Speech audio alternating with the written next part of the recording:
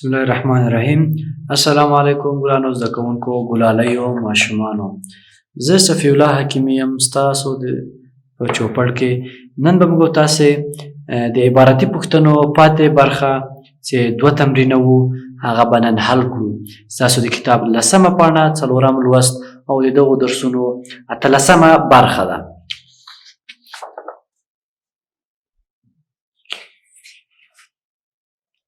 موږ تاسې په تیر درس کې لومړی 2 پوښتنې ځواب کړئ او نن به موږ تاسې پاتې 2 پوښتنې ځواب کړو. صحیح ده؟ راځئ څخه دا کار وکړو. له 2896 عدد څخه کوم عدد تفریق شي چې 3840 عدد پاتې شي؟ څرنګه دا سوال؟ له 2896 نه کوم عدد تفریق کو چې 3840 موږ ته لاسته راشي یا پاتې شي. دا د موږ تاسې دریم تمرین دی. ښه، دا سوال موږ تاسې اوس څنګه حل کړو؟ عدد یې راکړی 3896. د دې نه به موږ تاسې یو عدد کم کو چې موږ تاسې ته 3840 لاسته راسي. نو دا کار موږ تاسې څنګه وکړو؟ ډېر طریقې لارې لري. یوه طریقه به زه تاسو ته در وښیم. موږ تاسې د تفریق د ازموینې په هکله مو تاسو ته ویلي وو که نه؟ تفریق ازموینه مو په یاد ده؟ د تفریق ازموینه په ازموینه کې مو 2 لارې درلودې. یوه د جمع لار وه او بله خپله د تفریق د ازموینې لپاره د تفریق لار وه. د تفریق لار مو په یاد ده؟ که چیرې موږ تاسې مثلا یو سوال ولرو په هغه کې مفروق منه ولرو، د مفروق منه نه مفروق کم کو موږ تاسې ته حاصل د تفریق لاسته راسي. د دغه سوال امتحاني سوال د امتحانو د ازموینې لپاره موږ تاسې 2 طریقې لري. د جمع 2 طریقې لرو، د جمع لار او د تفریق لار. د جمع لار اوس موږ تاسې ته اهمیت نه لري. زه اوس تاسو ته د تفریق په لار لږ څه معلومات بیرته تکراري معلومات درکړم، ځکه چې موږ تاسې دغه سوال غواړو چې زه غواړم چې دغه سوال تاسو ته د تفریق د ازموینې په طریقه تاسو ته حل کړم. څنګه؟ که چیرې موږ تاسې دغه سوال امتحان وکړو د تفریق په لار، موږ تاسې دغسې یو کار کوو چې د مفروق منه نه موږ تاسې حاصل تفریق منفي کوو. حاصل تفریق مو چې منفي که چیرې موږ تاسې نوی حاصل تفریق د مفروق سره یو شي، نو موږ تاسې دغه سوال کې اشتباه نشته که نه؟ دغه مو تاسو ته مخکې ویلي وو. که چیرې یو عدد نه بل عدد منفي کو حاصل تفریق لاسته راسي، او بیا وروسته د امتحان لپاره د مفروق منه نه حاصل تفریق منفي کو او موږ ته مفروق لاسته راسي، بیا هغلته مشکل نشته. همدغه نه زه اوس غواړم چې ګټه واخلم او دغه سوال کې تاسو ته در وښیم چې د تفریق د ازموینې د تفریق لار په واسطه او په وسیلې سره دغه سوال مو تاسې حل کولی سو. راځئ چې دلته تاسو ته در وښیم. 2896 یو عدد کم شوی، 3840 پاتې شوي دي. که چیرې موږ تاسې دغه سوال امتحان کړو، صحیح ده؟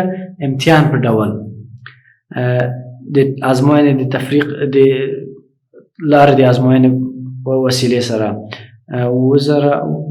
ښه دا به دلته ولیکو 2896 موږ تاسې حاصل تفریق هغه مفروق منه ده هغه دلته پاتې کېږي. حاصل تفریق راځي دلته، صحیح ده؟ حاصل تفریق راځي دلته 3840 سي. دغه موږ تاسې حاصل تفریق ده د دغه سوال که نه؟ که چیرې موږ تاسې دغه حاصل تفریق مفروق منه نه حاصل تفریق منفي کو موږ تاسې ته څه لاسته راځي؟ مفروق. دغه عدد موږ ته لاسته راځي. دغه سوال هم دلته لیکلی که نه؟ دغه عدد موږ ته لاسته راځي. نو دا کار به وکړو، نو تاسو دا سوال به حل شي. ځای څخه یې وکړو دا کار. شپږ نه څلور کم کړو څو پاتې کېږي؟ 2. مراتب ته مفکري همیشه داسې پاک سترې ولیکئ. یویز مرتبه د یویز مرتبې لاندې، لسیز د لسیز لاندې، سلیز د سلیز لاندې، زریز د زریز لاندې، همداسې لس زریز د لس زریز لاندې ولیکئ چې په تفریق کې تاسو نه غلطي ونه شي. دلته له 9 نه چې شپږ لاړ شي څو پاتې کېږي؟ 3. 8 نه چې 8 لاړ شي 0. له 9 نه چې 3 لاړ شي 4. 4022. دلته باید موږ تاسې 4022 ولرو. راځئ چې 4022 دلته کېږدو، دلته به یې ولیکو 4022. ښه دلته کته به یې تاسو ته ولیکم او امتحان به یې هم کوو. 7 8 9 شپږ 4022. راځئ اوس یې امتحان هم کوو، ویې ګورو چې موږ تاسو ته 3840 راکوي که یې نه راکوي. که یې نه و راکړی بیا موږ تاسې وینو چې موږ تاسې غلطي کړې ده، حتمي غلطي کړې ده. شپږ نه چې 2 لاړ شي 4. 9 نه چې 3 لاړ شي 6. 8 نه چې 0 لاړ شي 8. 7 نه چې 3 لاړ شي 4 لاړ شي څو پاتې کېږي؟ 3. 3840. همدغه عدد ده که نه ده؟ نو موږ تاسې اوس پیدا کړه چې هغه عدد چې له 7890 نه کم شوی و هغه کوم عدد و؟ 4022 و. صحیح ده؟ 4022 مو ترې کم کړی و له 7890 چې موږ تاسو ته 3840 لاسته راغلی و. صحیح ده؟ نو دا سوال هم حل شو. هیله ده چې دا سوال مو هم زده کړی وي. راځئ چې ښایي بل سوال هم حل کړو. ښه، په آخري سوال کې د عبارتي پوښتنو راغلي دي چې له 3 4 شپږ او 5 څلورو رقمونو څخه 4 رقمي تر ټولو لوی کوچنی عدد ولیکئ او بل څخه تفریق کړئ، تفریق حاصل معلوم کړئ. تاسو 4 عددونه لرئ: 3 4 شپږ 5 3 4 شپږ 5 3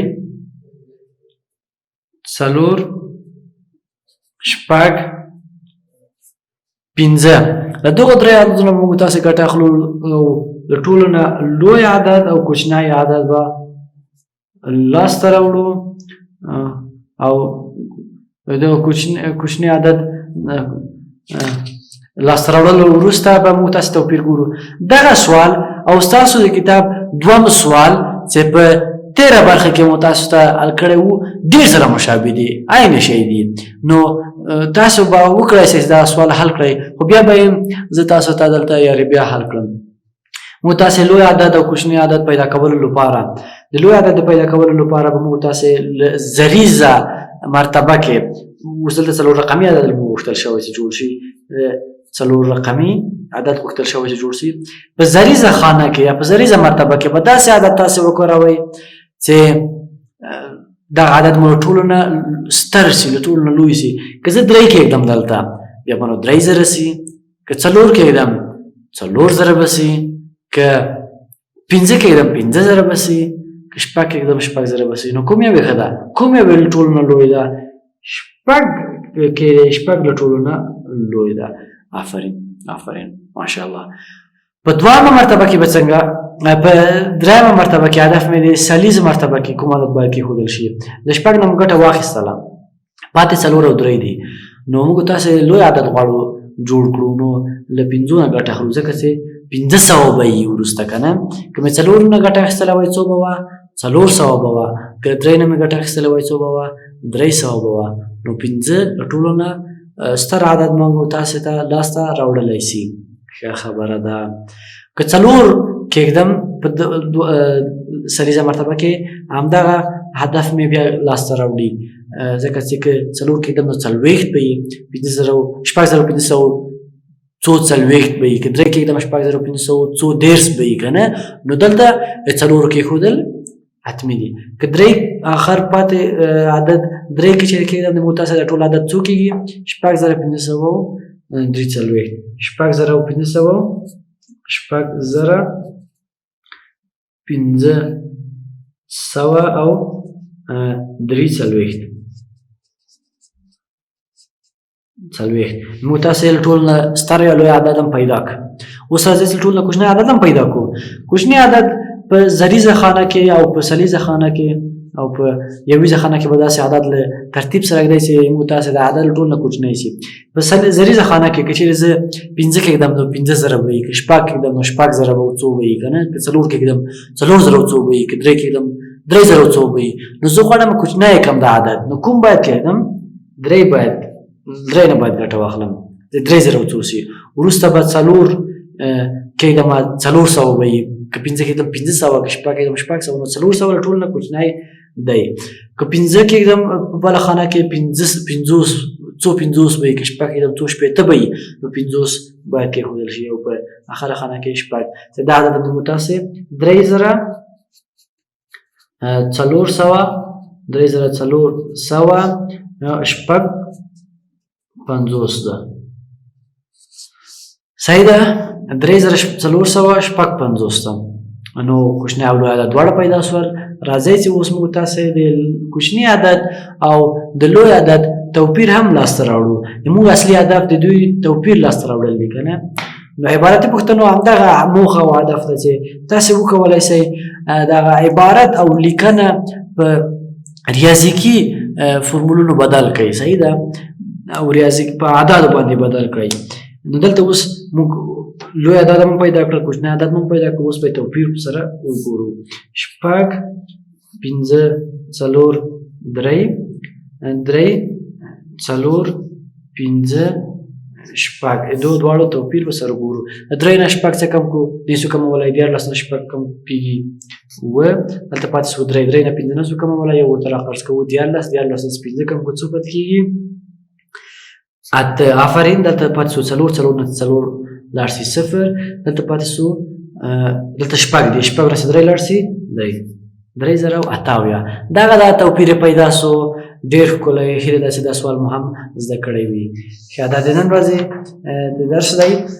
موږ تاسې عبارتي پوښتنې ټولې حل کړې. په نوي درس کې به انشاءالله موږ داسې نوی درس شروع کړو. کورنۍ دنده مو هم له یاده ونه وځي. د الله په امان.